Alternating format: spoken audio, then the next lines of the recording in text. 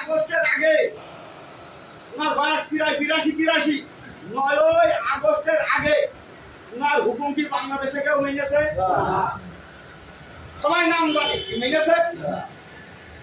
যখন যমুনা গণভবনের ওই চেয়ারে যে বসেছে বাংলাদেশের 18 কোটি লোক তার আইন মানতে বাধ্য না অবাধ্য? এই দেশ জাকের মাটির দেশ হবে, এই দেশ বিশ্বর দেশ হবে, না হবে না? আইন চালাই হবে কোথা থেকে? আইন চালাই যাবে কোথা থেকে? বিশ্বজিৎ মন্দির, সেই মন্দির এখনো প্রকাশিত হয় নাই। সেই মন্দিরের ভিত্তি স্থাপন হবে আগামী 1 মুহররম শুক্রবার। 1 মুহররম শুক্রবার অনেক তলা বিশিষ্ট ভবনটা হবে, নিচের তলা থেকে দেশ পরিচালিত হবে।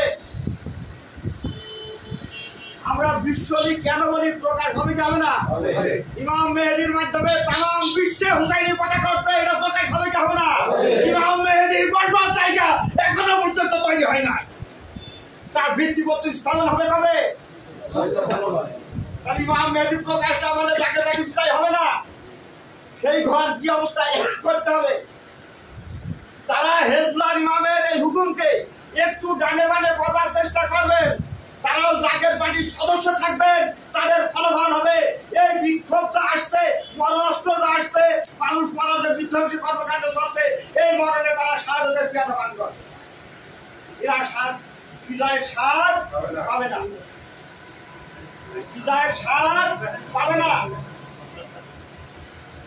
আজকে এই মিটিং এ বলছি, যারা এই মিটিং এর গুরুত্ব দেয়নি এরাও বিজয়ের স্বাদ পাবে না। এটা চিরন্তন সত্য। হুকুমটা কার? আমার কি সত্য? আমার কথাটা বুঝলো নড়ে না।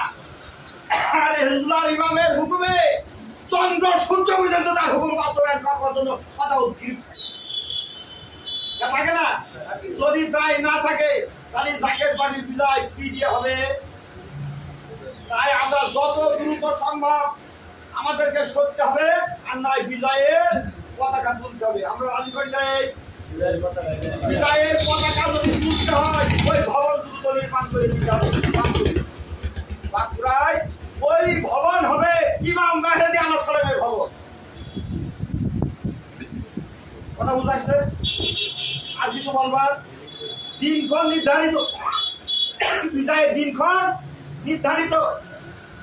জাকের পার্টির যারা সদস্য, চেয়ারম্যান সদস্য মিলে গ্রহণ করে নিয়েছে, মহাপবিত্র বিষয় কিন্তু সদস্যগুলো গ্রহণ করে নিয়েছে, নোয়ার পরও শেষ রক্ষা তখন করতে পারে নাই, যার কারণে তাদেরকেও তিনি সেই অবস্থায় রেখে তাদেরকে দান করেছেন শাহাদাতের পেয়াদা, বেহেশতের মাকাম তাদেরকে দান করেছেন। ইচ্ছা আমার আমি কোন পাল্লায় যাব এই না, সেই বিষয় পরে আমার সভাপতি মহোদয় বলেছেন আমাদের একটা প্যাকেজ দিয়েছে, প্যাকেজের পরিমাণ হবে কত? 500 টাকা। আর একটা নিম্নবিত্ত অস্তিত্বহীন এমন কোন ভাই আছে না? নাই। এরা দুটো ভাই মিলে একটা প্যাকেজ দেবে, দুটো ভাই মিলে একটা প্যাকেজ। আর একটা বিষয়, আগে চেয়ারম্যান স্যারের কাজ পরে নিজের সংসারের কাজ, যদি পারেন তাকে পার্টি করে, তাহলে স্বেচ্ছায়, যদি স্বেচ্ছায় চলে যেত তাহলে খালি ধাক্কা দিয়ে কিন্তু চলে দিল। চেয়ারম্যান স্যার বললেন খালি ধাক্কা দিয়ে দিতে